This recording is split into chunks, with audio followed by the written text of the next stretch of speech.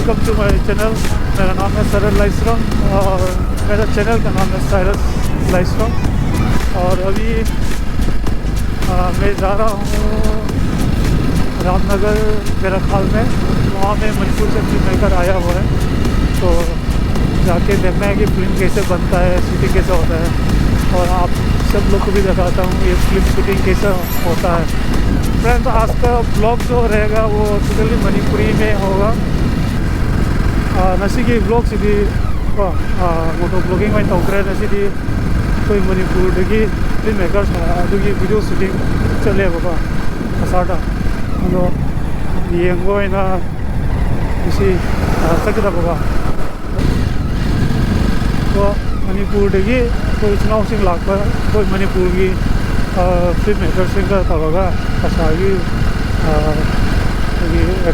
Artist लेना मोगा तौर cinema कसागी cinema Singh कसाद shoot तौबनेबको याम नुंगाइदब cinema ma'am support तौबी मथौ ताइको कहीं मणिपुर की फिल्म से लिमिटेड नीको लिमिटेड मीन्स ऑडियंस लिमिटेड होगा कोई खजूद कोई खरा तनेब लेर मणिपुर की लेरे कसाद लेरे बांग्लादेश लेगा त्रिपुरा लेरे जब लिमिटेड होता सपोर्ट चंगेबको मोगी मणिपुर की कोई मणिपुर फिल्म इंडस्ट्री से ग्रो तौबीगा। भाई साहब क्या देख रहे हैं भाई? क्या देख रहे हैं भाई? मैं शूटिंग देख रहा हूँ, हीरो हीरोइन को देख रहा हूँ।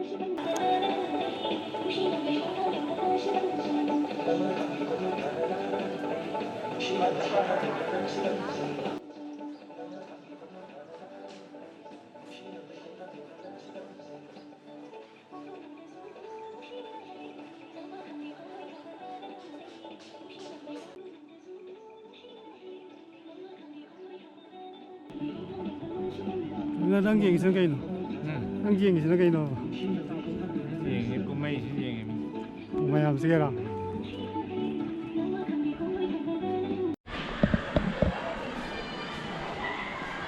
मैं वीडियो लोगे को माइन तक देखो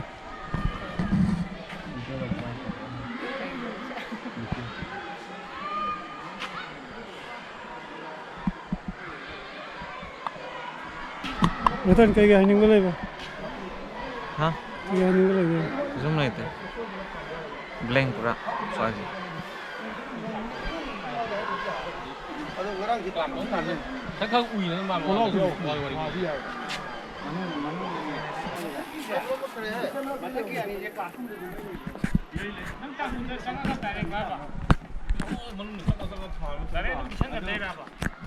अभी आशाई की रखने की थोड़ा थाला का देख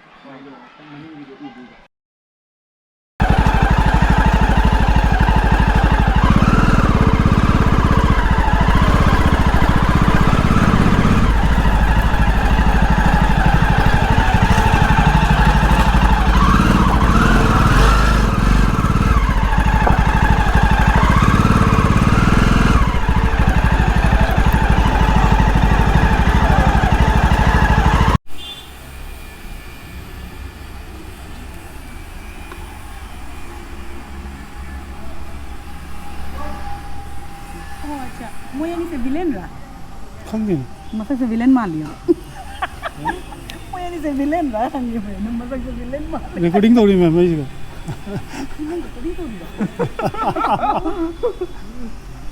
अभी सिंगल एडिट तो तास मो के ना गामों ताई तो सब लोग हाइरू के ना कोई के करा हाइरू के मैं हमसे की एस माइना साइकी हाले पिकअप प्रोडक्शन नमदा कोई साइकी आर्टिस्ट मैं आंदोलन में आई शामिल याव जो कम से याम नाइ संजीरे है फिल्म सिमा हाल बेस तौबा फिल्म सिमा फिल्म सिमा खाता में पुत्र नमा पान में होते में आम सिंह पांजरे में क्या चीज़ नहीं मुझे नाइ से मुझे सोच में ला कोई सुना आई कमाई में जाए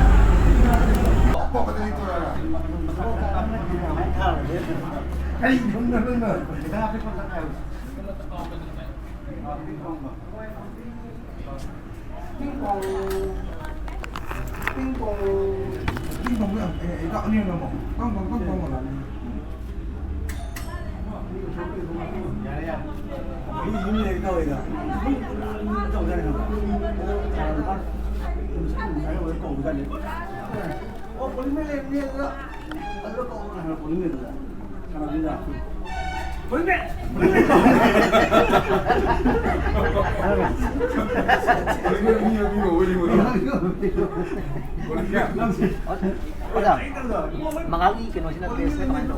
Wala. Maya ka rin. Tinda libera. Sino ba? Sino ba no timo? Ta, ano ba? Ang ko. Ako dito ay ba?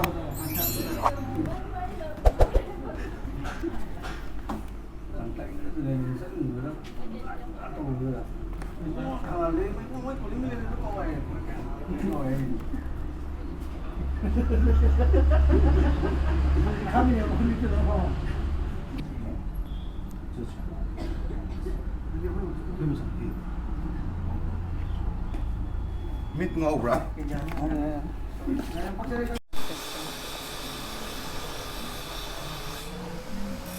ꯀꯩꯅꯣꯗꯒꯤ ꯑꯉꯥꯡ ꯑꯃꯅꯅꯦ ꯃꯣꯕꯥꯏꯜꯗꯒꯤ ꯀꯅꯦꯛ ꯇꯧꯔꯒ ꯇꯣꯔꯆꯅꯦꯕ ꯇꯣꯔꯆꯁꯤꯅ ꯄ꯭ꯔꯣꯖꯦꯛꯇꯔ ꯁꯨꯃꯥꯏꯅ ꯁꯦꯞꯇꯣ ꯁꯨꯃꯥꯏꯅ ꯑꯣꯏ 3D ꯀꯦꯃꯦꯔꯥꯗꯣ ꯂꯨꯄꯥ 35,000 ꯅꯤꯐꯨꯃꯨꯛ ꯇꯥꯏꯌꯦꯕ ꯍꯧꯖꯤꯛꯀꯤꯗꯨꯅ ꯂꯨꯄꯥ 1,400ꯅ ꯐꯪꯉꯦꯕ ꯂꯩꯉꯩ ꯂꯩꯔꯒ ꯃꯈꯥꯗ ꯀꯣꯟꯅ ꯑꯃꯨꯛ ꯀꯣꯃꯦꯟ ꯄꯥꯟ ꯌꯦꯡꯉꯨꯕꯗꯅꯦ ꯘꯔꯤ ꯂꯥꯛꯄ ꯌꯥꯎꯏ ꯑꯗꯨ ꯑꯁꯦꯡꯕꯗ ꯘꯔꯤ ꯑꯣꯏꯅ ꯂꯩꯔꯝꯕ 1,500ꯇ ꯃꯣꯏ ꯃꯔꯤꯈꯛ ꯄꯤꯒꯅꯤ ꯍꯥꯏꯅ ꯑꯗꯨꯗꯒꯤ ꯀꯔꯤ ꯗꯦꯂꯤꯚꯔ ꯑꯣꯏꯔꯛꯄꯁꯤꯅꯅꯦ ꯄꯦꯀꯦꯠꯇꯣ ꯈꯤꯇꯪ ꯄꯤꯛꯏꯕ ꯀꯔꯤ ꯄꯣꯠꯅꯣ ꯍꯥꯏꯅꯅꯦ ꯍꯦꯛ ꯍꯥꯡꯗꯣꯛꯑꯒ ꯈꯤꯇꯪ ꯄꯤꯛꯄꯒꯤ ꯋꯥꯅꯦꯕ ꯐꯤꯒꯔꯁꯤꯡꯗꯣ ꯀꯩꯅꯣꯁꯤꯅ टोपी पहना दिया है ना ऑनलाइन वाले में टोपी पहना Cyrus livestream Subscribe to Cyrus Livestream.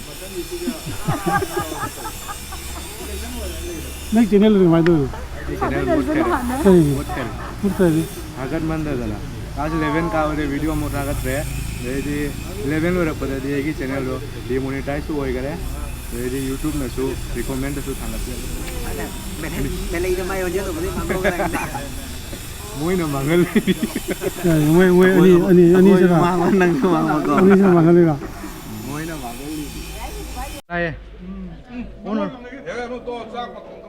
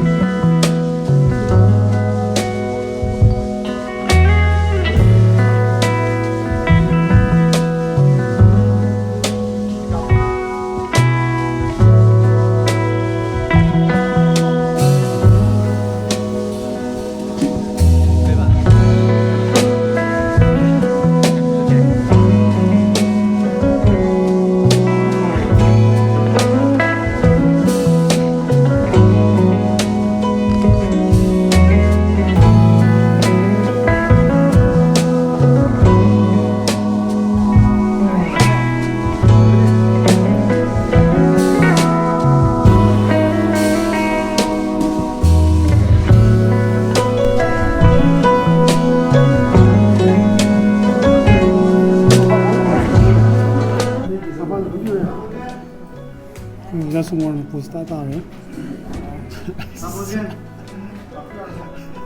Ya, yang posa thagat pire semua tahu ini.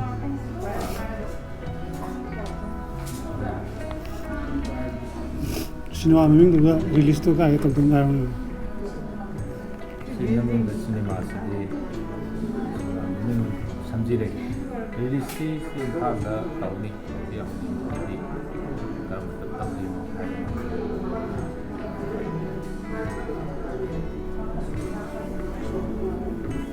Sudah bagi tanam lah ya. Nanti roll lah, nanti roll lah, heroin di Hai foto mana? Oke. Semua ini. No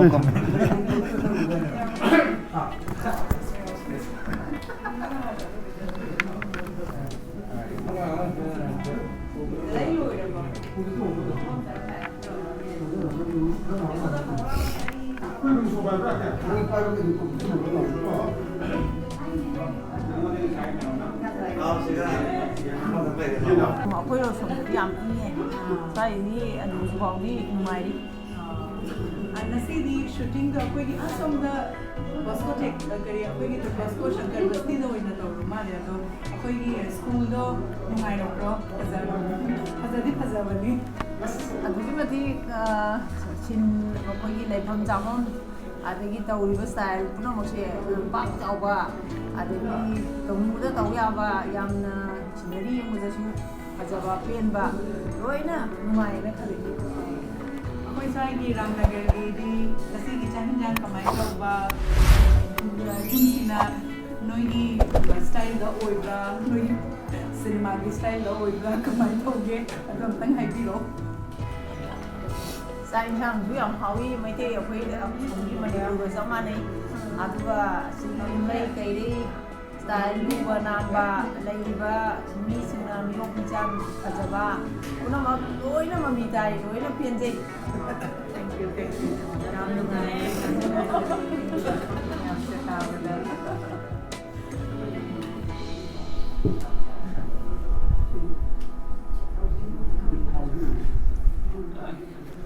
사진 들어오게. Like me no है Semua itu memang. 수고 열리 사진. 그것을 아들 망원에 삼지에 갖다 빌어요. 삼 하나만.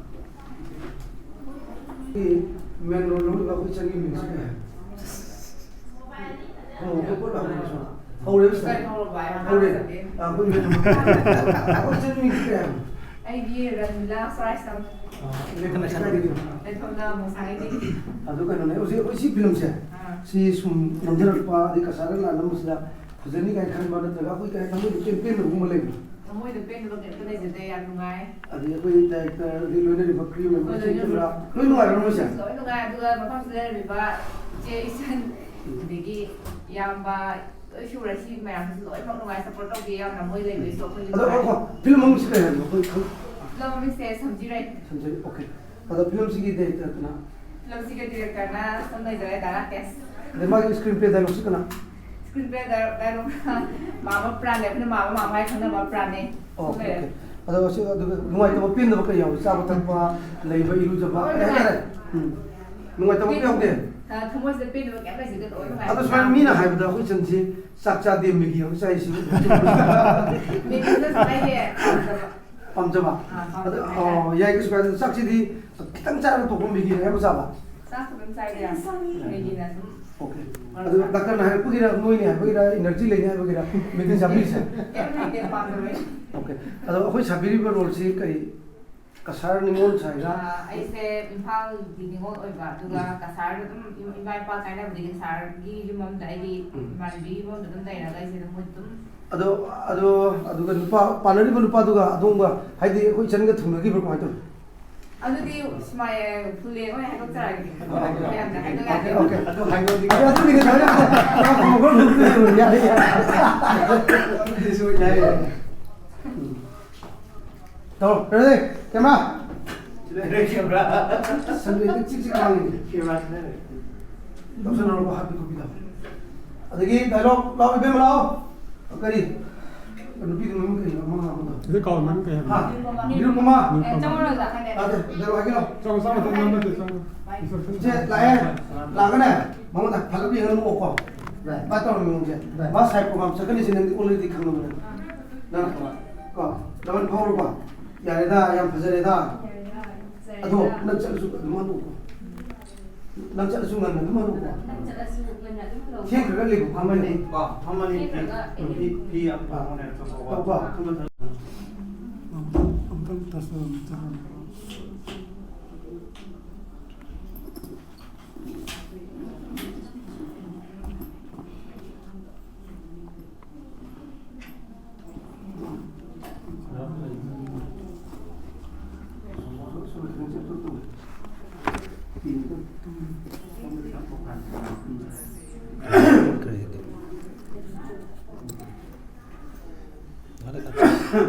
Wale kapsi. Wale dong sih. Ini masalah. Mar ko da phang leg du lo ngi di ni ko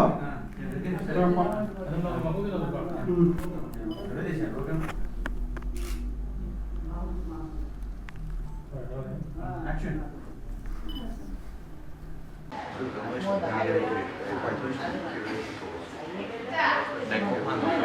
Siap kau deh. Oh, dah dah. Yan si Sige, magagang mapanda, pagbibigat, malapaktas po, yaw ni Hari, ang hangin, tulog din. Ay, pues, at isuwas ko, ay, sabi ko, ay, nangharap, puro po lang ang hindi, pao din ako. At ito mo, nakaw din ako. Laman din. Sana, may kagbibigay, sport ako, pero lang,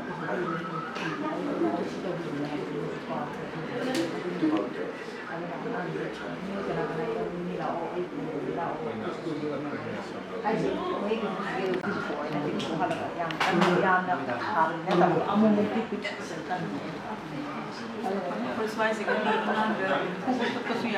Changba bro. Ya ya. Kami, ako'y di kaya punishment siya na lang.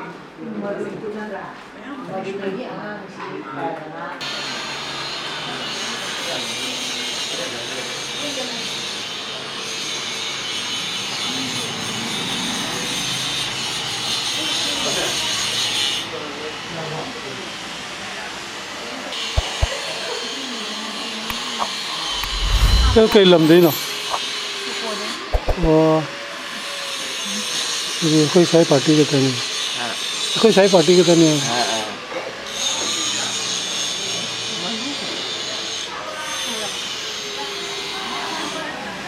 em chưa nồng đâu vậy. Anh tâm pin cái mình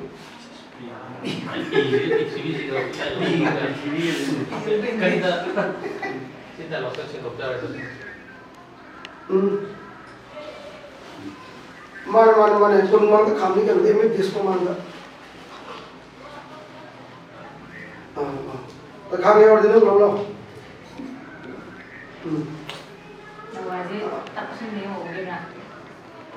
ôi lâu mình không có gì lâu rồi lâu đấy này ha lâu rồi không người không phải dân đấy anh chụp cái là phải nó là này chụp cái sport không có nghe là nó từng giống sĩ cô mua nó mất rồi đi rồi Anh phải không làm, đi phải không làm thì cô đã quay xong. Qua lại không phải. cô nhưng mà với bây giờ mình tao mà người lên đi qua nâng tập về rồi Vai nhận một phải là đã làm. Mình sẽ làm gì không? Part ơi, cái đó cái này là part thằng cái này rồi, part one cái cái. mà nó mình muốn thì nó lại làm nó được nó ngủ nó thật sự luôn anh muốn thằng đúng rồi Ê, chả sao mà mình bỏ. về rồi đâu sao mà xây dựng nó Sao rồi anh vậy? mà 지금 이거 어떤 거지? 너무 되게 뻔합니다. 아기 너무 큰 비가, 아기 너무 큰 비구나. 아기 뭐 지금 그 텐다 치고 부분 들려요 우리가. 아기 누가 텐다를 치고 부분 들려요 우리가. 아 치고 부분 들려요. 막 욕심 이거예요. 만들어야 돼.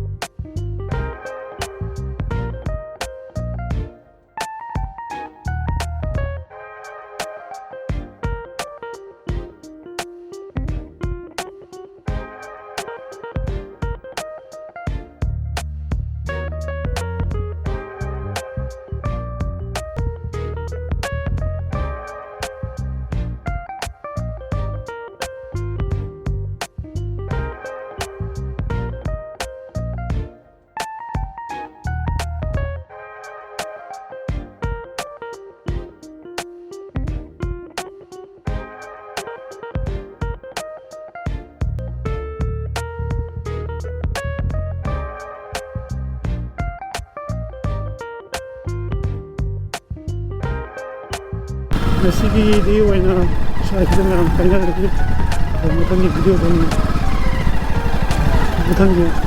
ꯑꯃꯨꯛ ꯌꯦꯡꯁꯤꯔ ꯌꯥꯝ ꯅꯨꯡꯉꯥꯏꯅ ꯂꯩꯕ ꯑꯣꯏꯌꯣ. Thank you so much for watching my video.